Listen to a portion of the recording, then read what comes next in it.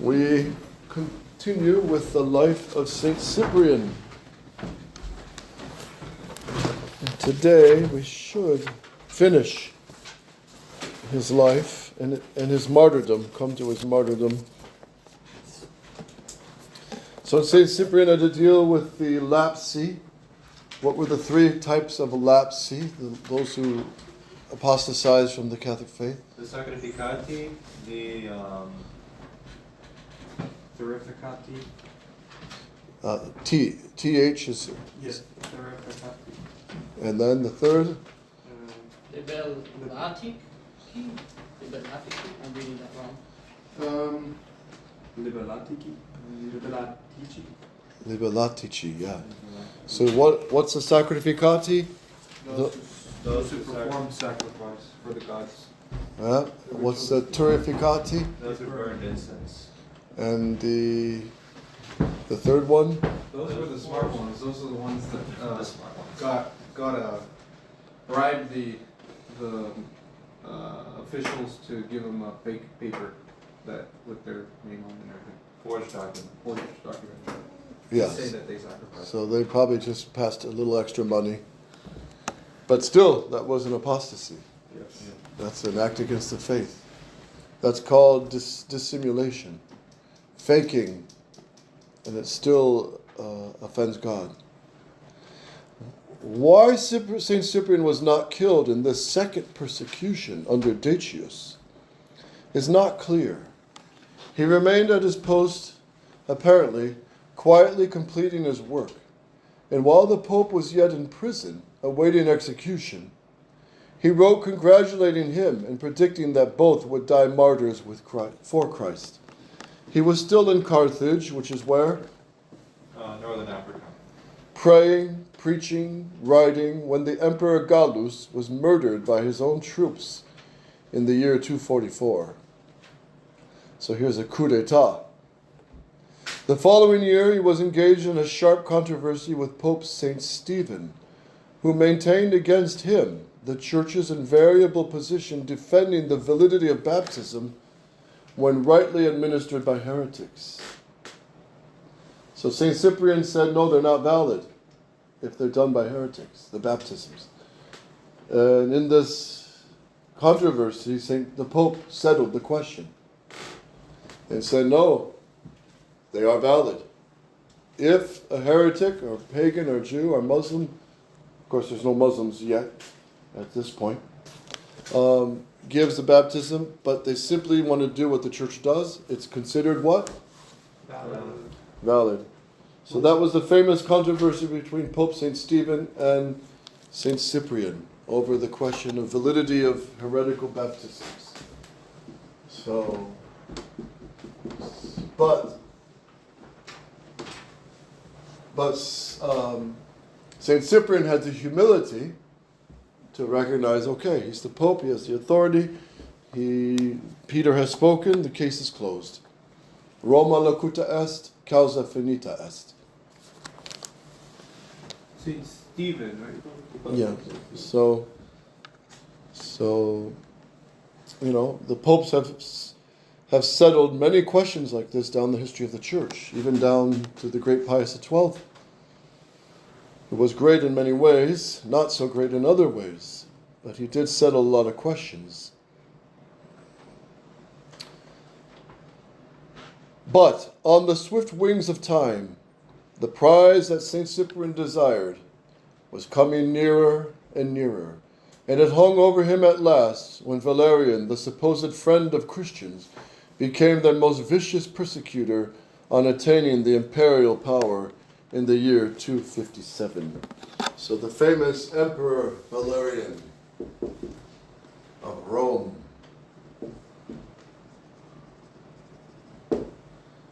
came to power in 257 AD. Emperor Valerian will unleash a violent persecution. Have you heard his name in the Martyrology?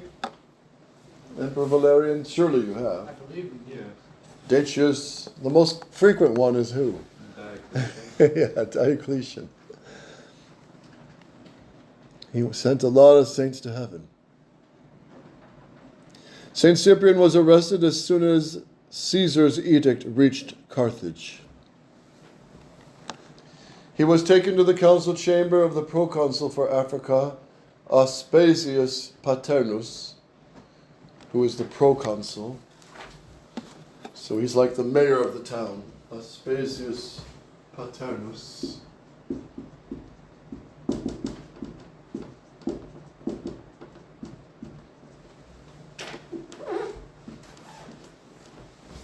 Aspasius Paternus, who questioned him politely enough, it would seem, and on hearing him declare that he was a Christian and a bishop of the Catholic Church, and would serve only the one true God, Aspasius sentenced him to exile at Curubis.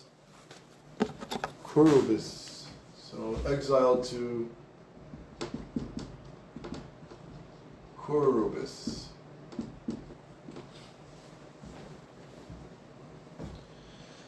Which I think is one of those islands, one of those, desolate islands on the Mediterranean Sea.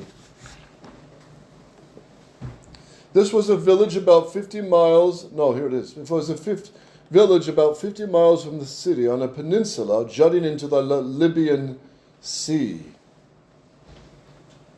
The deacon Pontius described it as, quote, filthy in situation, squalid in appearance, having no wholesome water, no pleasantness of verdure, no green fields, no neighboring shore, but vast wooded rocks between the inhospitable jaws of a totally deserted solitude, far removed in the trackless regions of the world.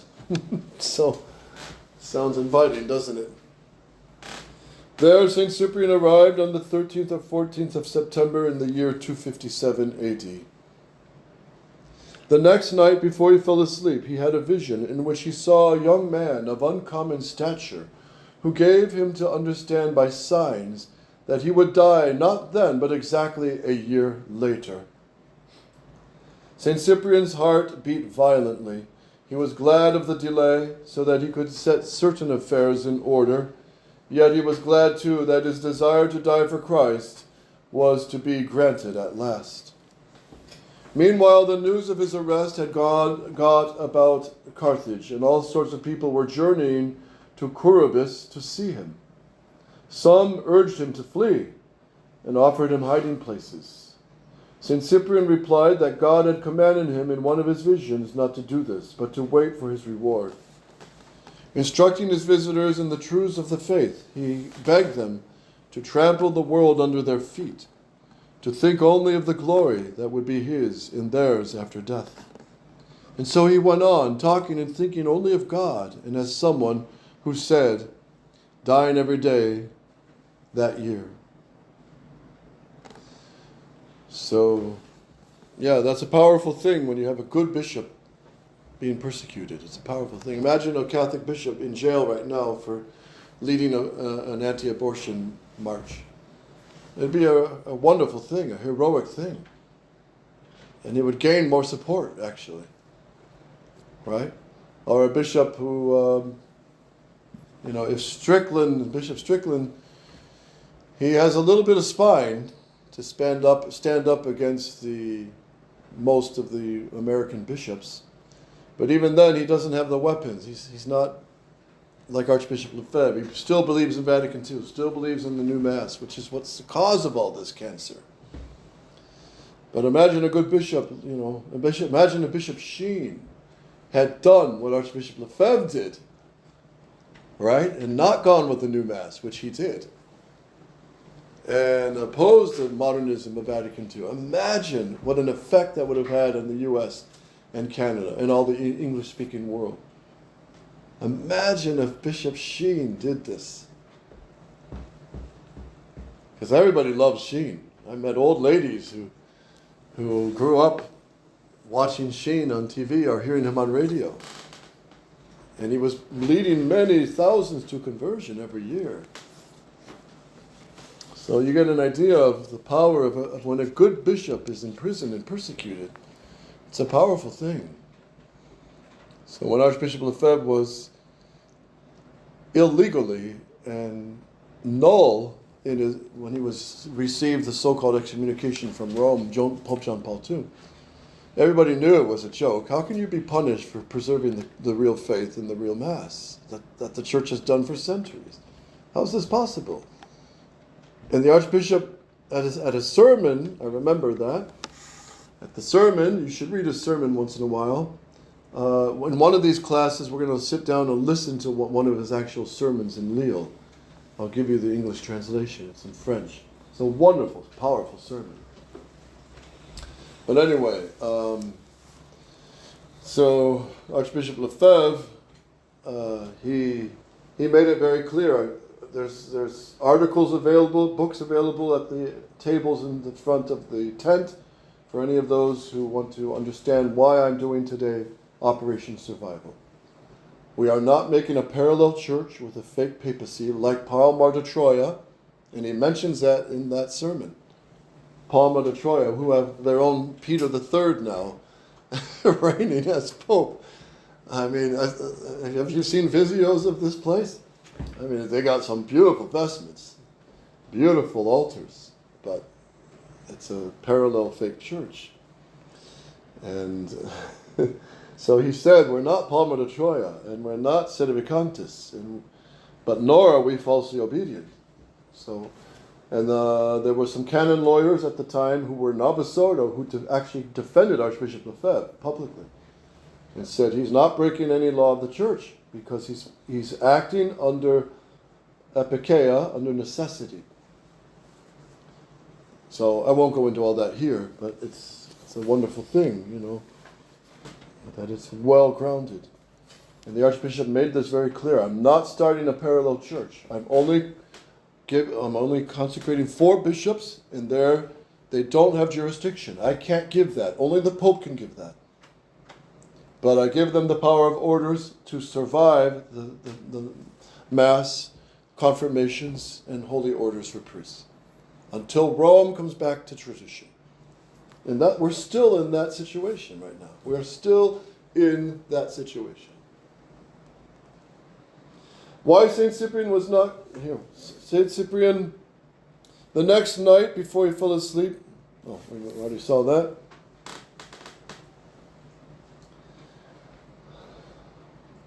One day, a messenger brought St. Cyprian a letter from Pope Sixtus in Rome, warning him that Valerian was expected to issue new and more merciless edicts against the Christians. This proved to be true. Pope Sixtus, indeed, was one of those who perished on August 6th, 258. St. Sixtus. August 6th, 258.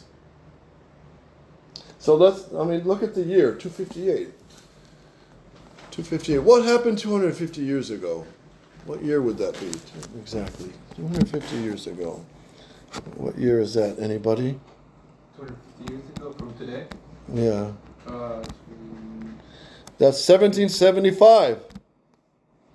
That's 1775. So what was going on in the United States in 1775? French Revolution. Yes.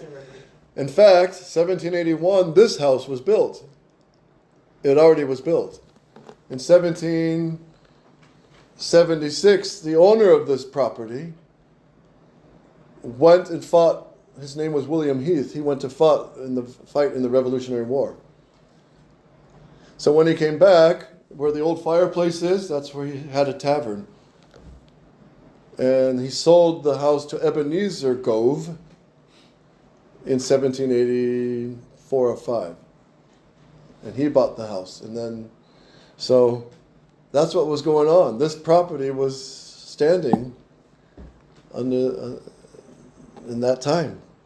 So you have a link with history, just looking at the fireplace. It's an old fireplace with an old bread baker on the side. We haven't used that yet. It'd be interesting to try it. But so that's not that long ago. That's 250 years ago. So imagine being in St. Cyprian's time. 250 years ago was the crucifixion and resurrection. And the apostles, St. Peter and Paul, were martyred in Rome. And I think 60s, I think. So all that is there. It's not that long ago, right? It's still touchable, tangible, fresh in people's minds. You know, my great-grandfather met St. Peter. My great-grandfather met St. John. That's the connection, right?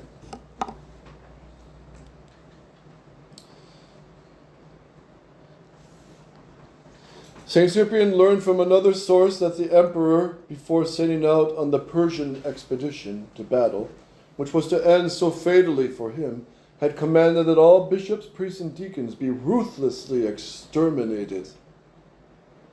Well, St. Cyprian was a bishop, and he was ready. When Valerian's last decree reached Carthage, Galerius Maximus, who had succeeded Paternus as proconsul, sent some troops from Utica to arrest the archbishop, while he himself proceeded to a country house he had about 6 miles from the city. There St. Cyprian was arraigned one day in September. The proconsul had been ill and put off the hearing till the next day. Hence the prisoner was taken in the house of the commanding officer in the quarter called Saturn, between the Temple of Venus and the Temple of Public Safety. Temple of Public Safety. Side note, this is one of the gods of the modern world, definitely, is safety. Safety, the god of safety. You know, all these children are basically bubble wrapped.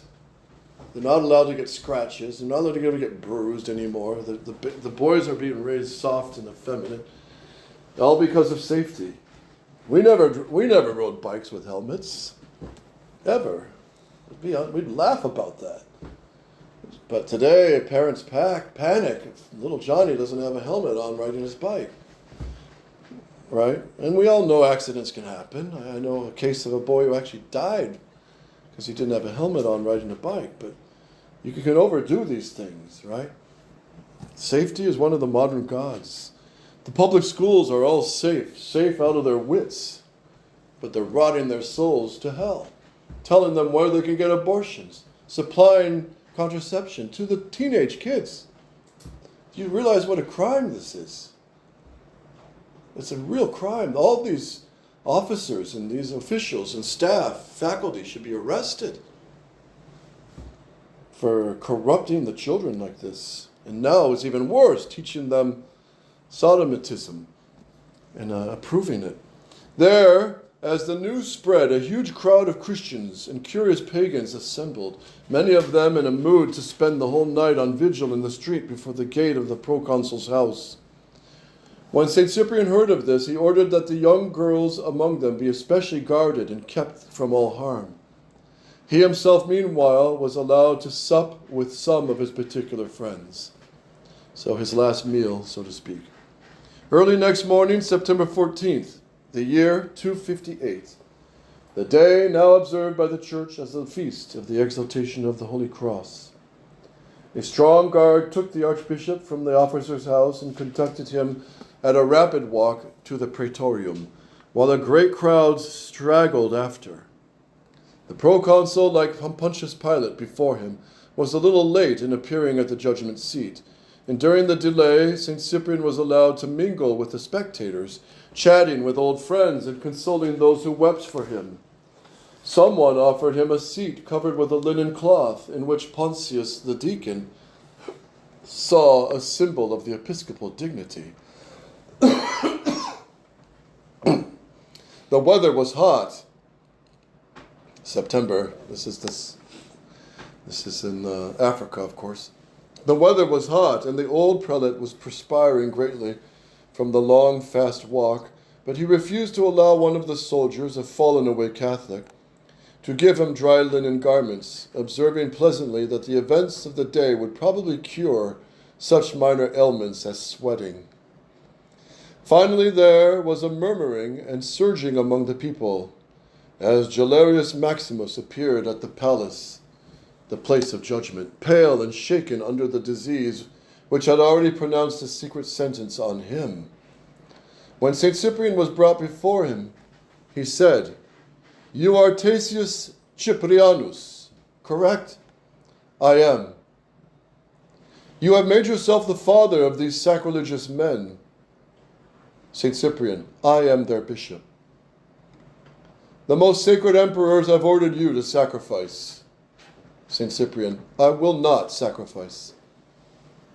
Think about it, said the proconsul, not unkindly. There is no need of thought in a matter so obviously just, replied the archbishop quietly. Carry out your orders. Galerius conferred with some counselors, and then, with evident reluctance, like Pilate again, turned to the prisoner and said, You have lived long in sacrilege. You have gathered around you many accomplices in unlawful associations. You have made yourself the enemy of the Roman gods and their holy religion, and our most pious and sacred princes, Valerian and Gallienus, the Augusti, and Valerian, the most noble Caesar, have not been able to recall you to the practice of their rites, R-I-T-E-S. Since therefore you are found to be the author and ringleader of shameful crimes, you yourself shall be made an example to those whom you have joined with you in your wickedness. Your blood shall be the confirmation of the laws. He then read the sentence from a tablet. Tasius Cyprianus shall be put to death by... Anybody guess? Lions? No, not in this case. Fire? No, not in this case. Drowning? No. Beheading? Yes. Death by the sword. Thanks be to God, said St. Cyprian, which would have been probably what? Deo gratias. He could hardly have asked for anything better than this, to be called, as the Lord himself had been called, a blasphemer and an enemy of Caesar. But let the Acta Proconsularia Sancti Cipriani, the Acts of the Proconsul of St. Cyprian, one of the most authentic eyewitnesses' accounts of this kind, tell the rest of the story. So this is a quote from eyewitnesses. This is a wonderful source here. Quote, When this sentence was passed, the assembled brethren said, Let us be beheaded with him. For this reason a tumult arose among them, and a great crowd followed him.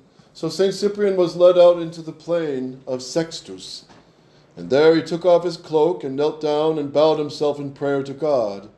And when he had taken off his dalmatic and given it to his deacons, he stood up in his linen undergarment and waited for the executioner. When he had come, Cyprian bade his friends give him 25 pieces of gold. So give the executioner a tip. Sheets and napkins were laid down before Cyprian by the brethren, and then he bandaged his eyes with his own hand. When he could not himself fasten the ends of the handkerchief, Julian the priest and Julian the subdeacon fastened them for him.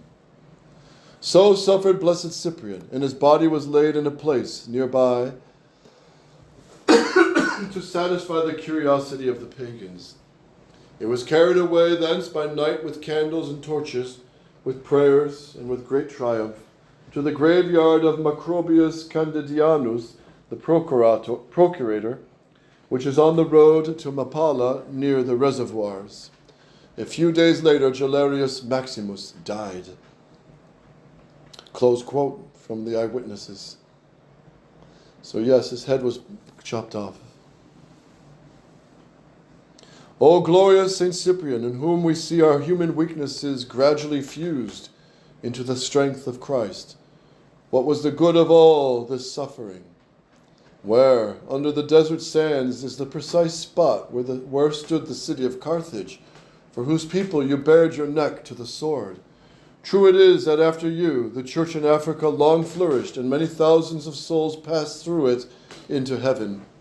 And yet in the end, so at least, the wisdom of this world reminds us, your city and all Africa perished of the same broad-mindedness of which you had healed them. For lax and comfortable Catholics, content to keep their own invisibly waning faith, and forgetting their master's command to go and teach all nations, did not take the trouble to convert the Berbers of the mountains, and the day came in the year 697, when these Berbers Berbers, they're called, I guess. Berbers. Must be just a group of people in that region. A day came when the Berbers have become fanatical. What? 697. Northern Africa. A lot of these people in the mountains are going to convert to what? Islam. Mohammedism. And they became fanatical Mohammedans and descended into the plain and slew the Christians, burning their cities so utterly that not a vestige of it remains under the desert sands where later Tunis grew up. Carthage lies with Capharnaum and Bethsaida in the silence of an impenetrable doom. What then, asks the wise world, did it all come to in the end? Of course, the wise world does not see very far. It could not be expected to foresee that in the next century, the 4th century, the feast of St. Cyprian would be kept in Rome at the tomb of his friend and fellow martyr, Pope St. Cornelius. And that in the 9th century, with the permission of Pope John VIII, the Emperor Charles the Bald would carry the remains of both saints to Compiègne to enshrine them in a church and abbey he was building and naming for St. Cornelius. And there in that town of destiny where St. Joan of Arc was to be captured and the 16 Carmelite martyred nuns were to prepare themselves for splendid death, the bones of St. Cyprian lie to this day. 1,300 years after his death, St. Thomas More remembered and imitated his example as he gave a piece of gold to his executioner before burying his noble neck to the axe. And that ends the account of St. Cyprian, who died a martyr. So how did he start? Remember the beginning of his life? Was he a saintly, virtuous boy from boyhood? No. No, he was quite worldly, and as Blessed Charles de Foucauld said about when he was a child, he said, I was a fat boy, I was lazy, I was given to vices, impurities, and self-indulgence, and that was me as a boy. But then he converted and became the great monk and hermit, St. Charles de Foucauld, who would work to convert the Muslims. And yet, even in his old age, he never converted one Muslim. So it wasn't, to the eyes, all that fruitful. But by his life, he converted certainly many by prayer and penance. So St. Cyprian, then, he was wealthy, and then he would be called to be a bishop. And being baptized, he would receive all these graces to change his life and become more virtuous. And he actually proved to be not only a great bishop with a level head and a loving heart, but he would die for the faith. So, the great St. Cyprian.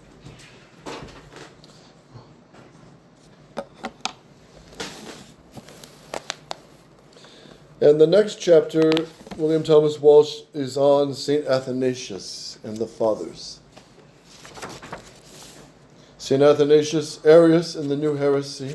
So he would face Arius. We covered this last year.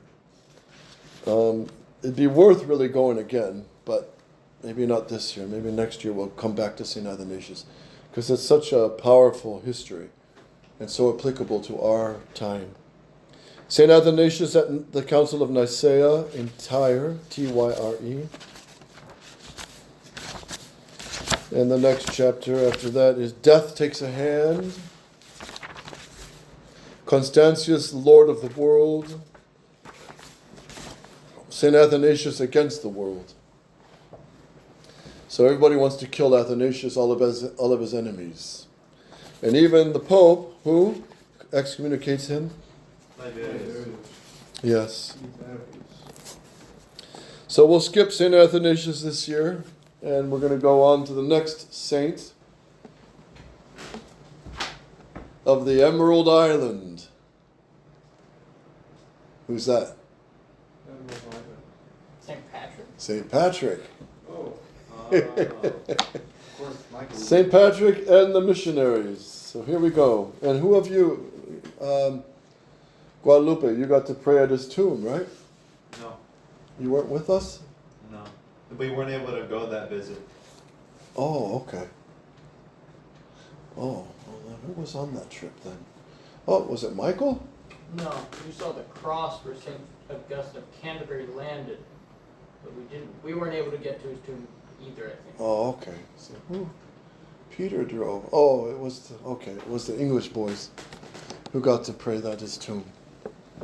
The British boys. Chapter 1, The Voice of the Irish.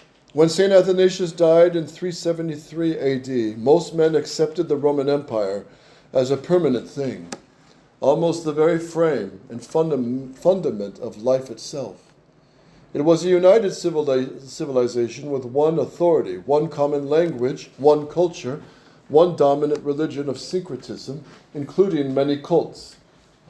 It was a single state reaching from the Scottish highlands to the Euphrates, from the Sahara Desert to the North Sea. It had no frontiers against any other civilization, save the Persian. Beyond lay only wild lands sparsely settled with barbarians. Within its boundaries there was no dividing lines, no tariff barriers, no national rivalries. From Rome, like the spokes of the vast wheel, great roads, the best before the 20th century rediscovered their principle, carried the commerce of all mankind to and from the known edges of the world. It mattered little to persons of importance that the order and harmony of that world state reposed upon the weary backs of millions of slaves, living huddled together like beasts. One thing seemed certain: order was better than anarchy, and the Roman Empire, bestriding the world like a colossus, was likely to endure forever. But its indestructibility was an illusion. The mighty structure of Rome was a sham, for it was built upon a lie. So the Republic of George Washington also was built upon a lie, we have to say. Not Christ the King. So it's gonna collapse. I mean, we love our country, we love our soil, we love our homeland, but we do not love the errors that go against Christ the King. And our Lord said, who builds on sand, it will not last. Somewhere under the Great Wall of China, something occurred, we know not what, something in the nature of an explosion of human passions, which set in motion one of the wild, fierce tribes of the Far East. They headed westward, driving their enemies before them. Then followed that awesome phenomenon known as the wandering of the nations, a vast cumulative sequence of causes and effects, which threw horde upon horde, and tribe upon tribe until the last repercussions, thousands of miles away, first undermined and then brought crashing down all that huge edifice of the Caesars, like a child's palace of blocks. First here and there, the frontiers of the empire began to bend, to stiffen, to break. Then, as the circulating power of that body rallied like the blood of a man to aid the fighting heart, the extremities began to grow cold. The wall of Adrian fell into disrepair. Monks fleeing in the night began to scan the skies of dawn for the second coming of Christ. Jews hiding from the Goths muttered against them the fearful names of Gog and Magog, and hastened the completion of the Talmud. Finally, a few years after the death of St. Athanasius occurred something like a clinical symptom that should have warned all thoughtful observers of what was to follow. The 20th Legion was withdrawn from Britain and did not return. For 350 years, this crack body of men had guarded the great Roman roads converging at Chester in England. They had previously been sent to the continent, but had always come back. Now, the darkness of prehistoric times began to settle again upon the ruins of Stonehenge and the unguarded beaches of the Severn estuary. Across the patch of Hyperborean Sea, on that still more western isle that had never been captured by Rome, it was... What's the island west of England that had never been captured by Rome? Ireland. Ireland, in Latin, is... Irlandos. Nope. Hibernia.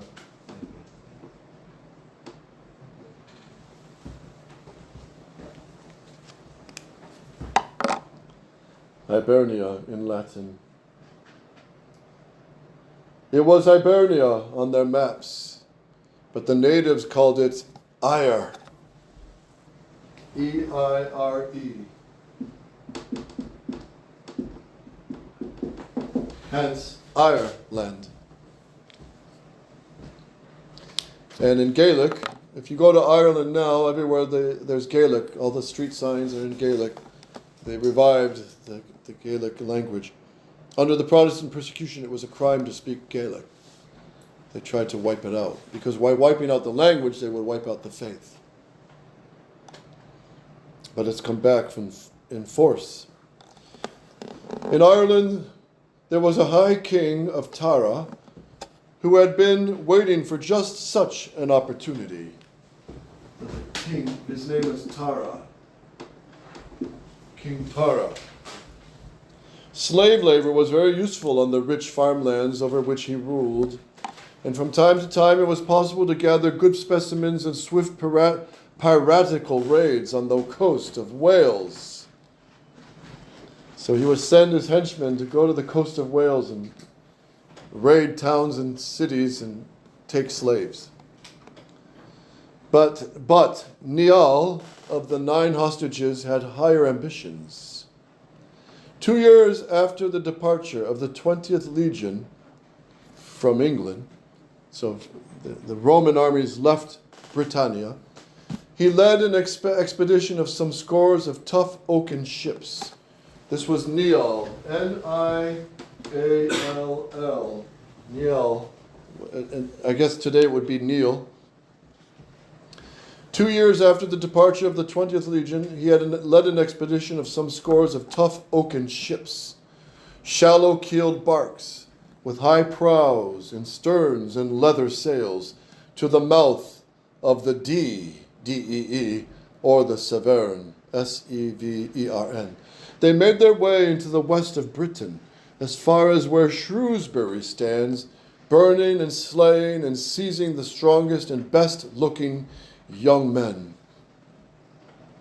They burned Uricon, dragged thousands of captives away in the night, and safely made their escape back to Eire.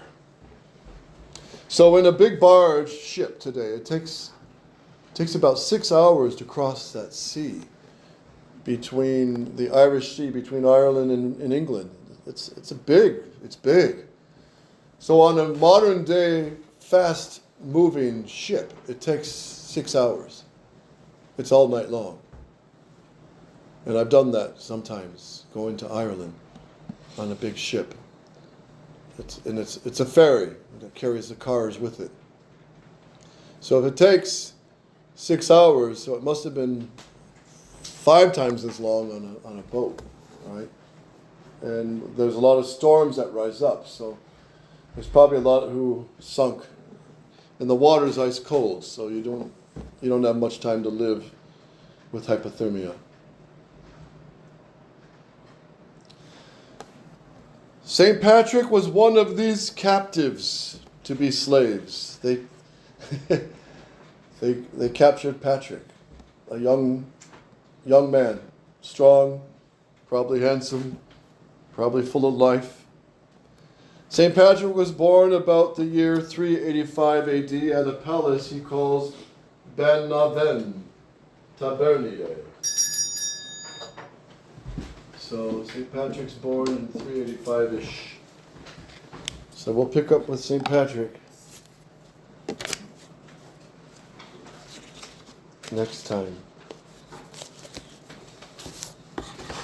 Agitorum nostrum in nomine Domini.